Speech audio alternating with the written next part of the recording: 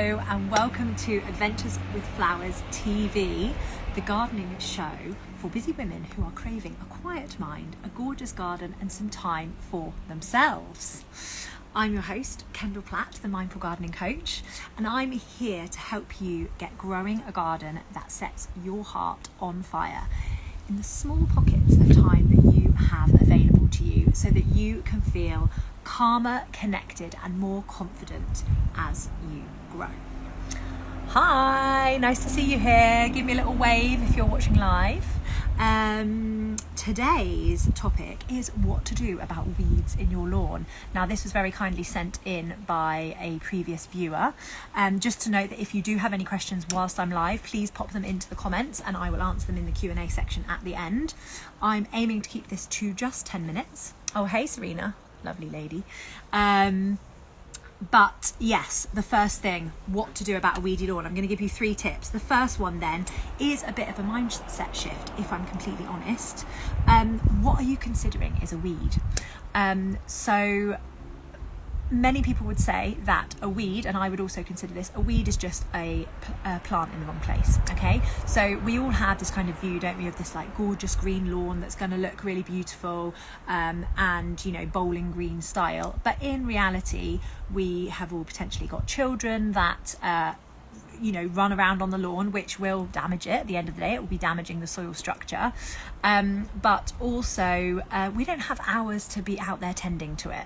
And in reality, for me personally, I would rather not spend hours tending to my lawn and spend more time tending to growing my beautiful plants and worrying less about the weeds in my lawn. But I can completely see how they can get really overwhelming if you feel like they're taking over the whole thing. Oh, hey Claire.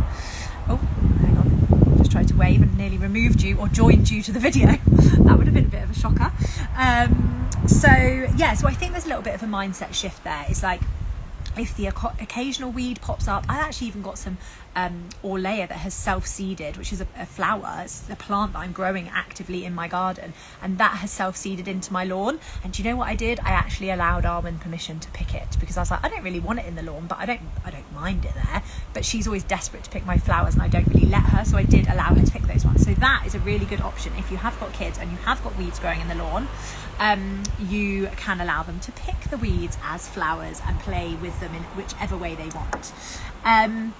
My second tip then is to look after your lawn. Now, I really don't want this to be a big old, it would have been not dressed. Oh my God, Claire, that would have been amazing. You just there in your pants. Not the sort of show we're looking for. Oh, hey, Bounce and Fun. They were the amazing people that did Arwen's face painting on the weekend. Oh, so good.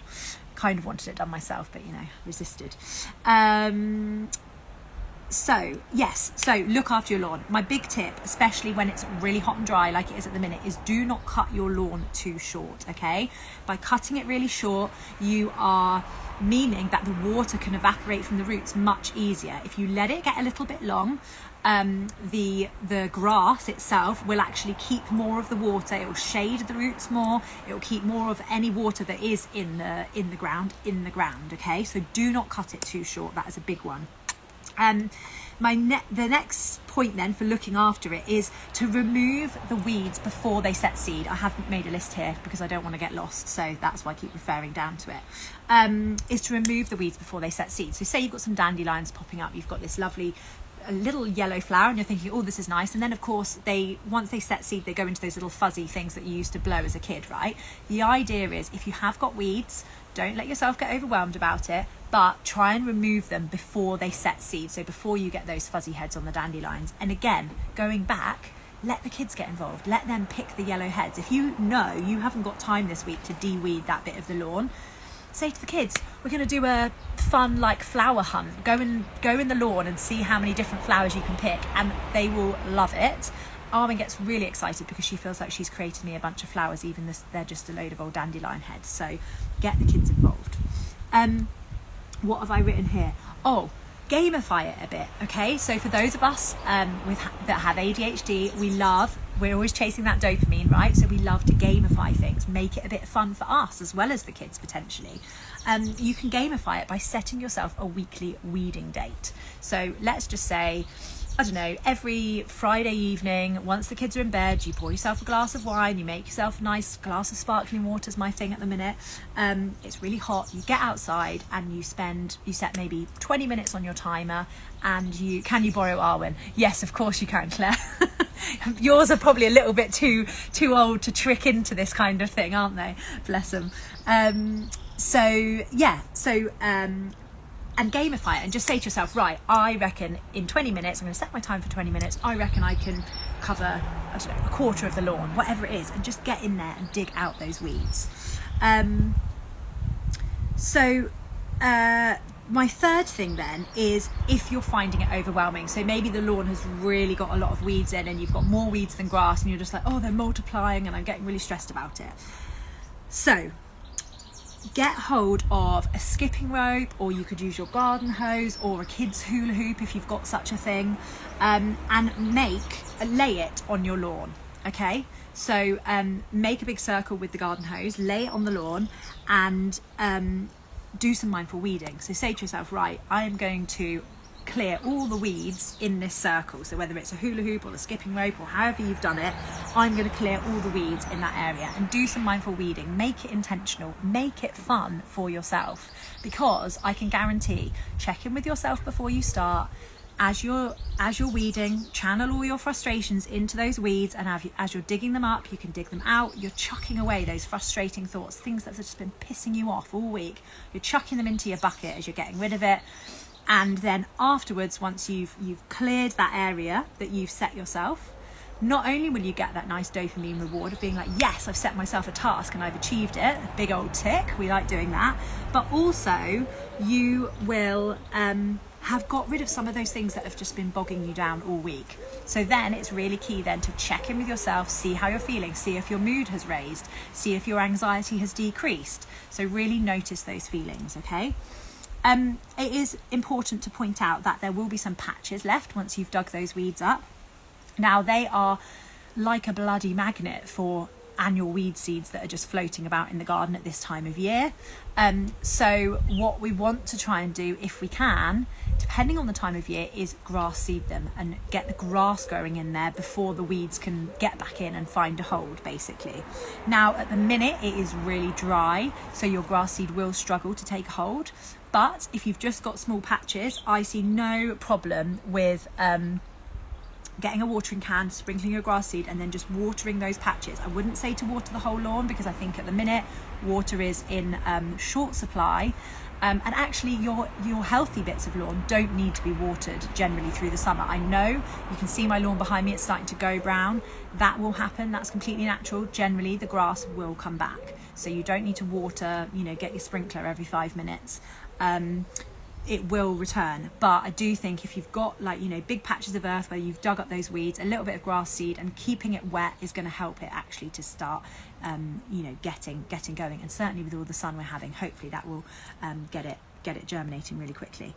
Okay, I'm going to talk quickly now about one thing I'm loving and one thing I'm not loving in my garden, because I like to keep these things real. And then I'm going to take a few questions at the end. So if you've got any questions, start popping them in the comments below.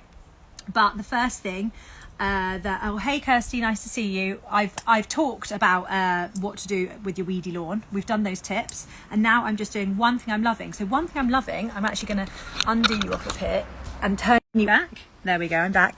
Is this grapevine? So if you can see, this is over a pergola that I'm sat under, and this was amazing at Arwen's party on the weekend. It provided us with so much shade. Everyone was sweating like a pig, but this was, sorry, my connection keeps going, to actually get some nice shade. So that is what I'm loving at the minute, is this grapevine that's just going absolutely wild. It's got some grapes growing on it, so hopefully we'll get to eat a few of those. The one thing I'm not loving then, I'm going down to the bottom of the garden, is the aphid and ant combination on my oxeye daisies here. I'm just switching round. Can you see here? These little buggers. I don't know if you can see. There's loads of aphids on there, and then the ants are on there, because what happens is the aphids stick their basically make a hole in the stem of the plant, and let out all the sap. That's what they feed on, and the ants love the sticky sap. So that is what's going on. So generally the oxeye daisy was doing pretty good, but it is struggling a little bit now. Some reasons why the aphids can take a hold on a plant as if the plant is struggling a little bit. So maybe it's not had a lot of water, which would not be surprising given current situations. So maybe I will have to give that plant a little bit of TLC, hope to get it a little bit stronger. Another really good thing that you can use to deal with aphids on your plants are ladybirds. So the larvae of ladybirds absolutely love a good munch on aphids. That is their food. You can actually order ladybird larvae. I would recommend heading to Ladybird Plant Care for that. She's an absolute knowledge on all things pests, so do check her out. But yeah, so I will be needing to take a little bit of loving care on those. But in the meantime, if anybody has any questions, please pop them in the comments and I can answer them live. Otherwise, I'm going to head off, drink my coffee and let you get on with your day. Any questions at all?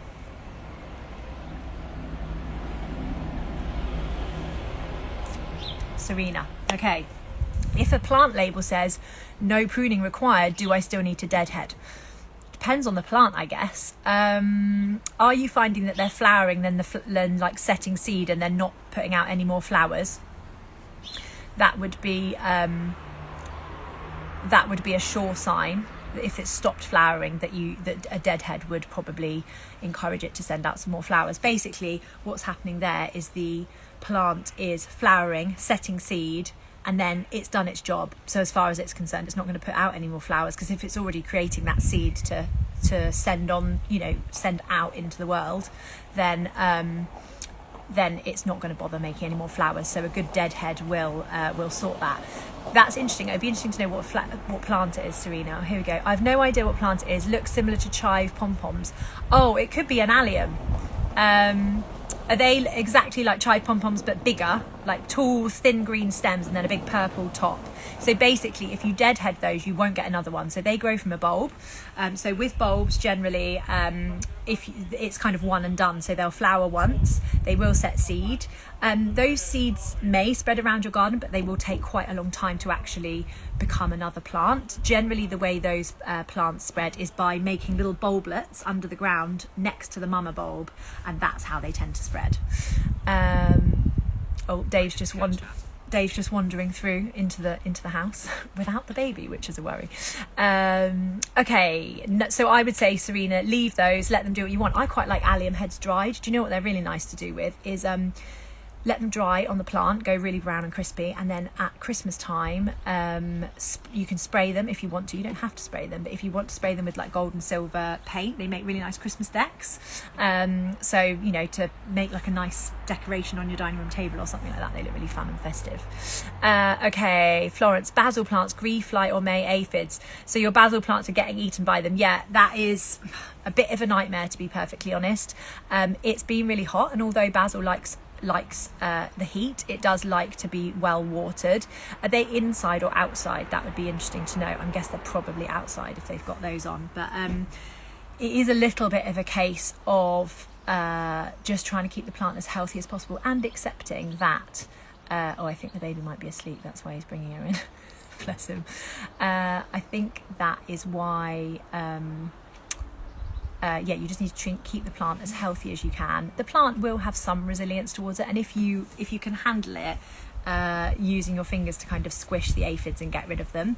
Oh, it's inside. Okay, that's interesting. Yeah, I would suggest then, Florence, going to Ladybird Plant Care, because you can go onto her website, it's excellent, and you can search for like the thing that you've got, and she will have, they're all natural controls actually that she sells, and you can always message her as well, because she, like I said, she's a wealth of knowledge, and she will suggest the right thing. I'll be completely honest with you, I'm not very good on inside plants.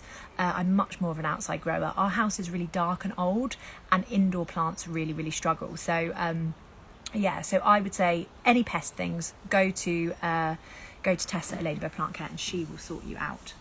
Right, unless there's any other questions, I'm going to get going. But have a lovely day all, and I shall be back next week. If you have any ideas on topics and questions that you've got that I could answer in bigger topics and give you tips on, then please, or any gardening skills that you'd like to learn about, then please let me know. You can DM me.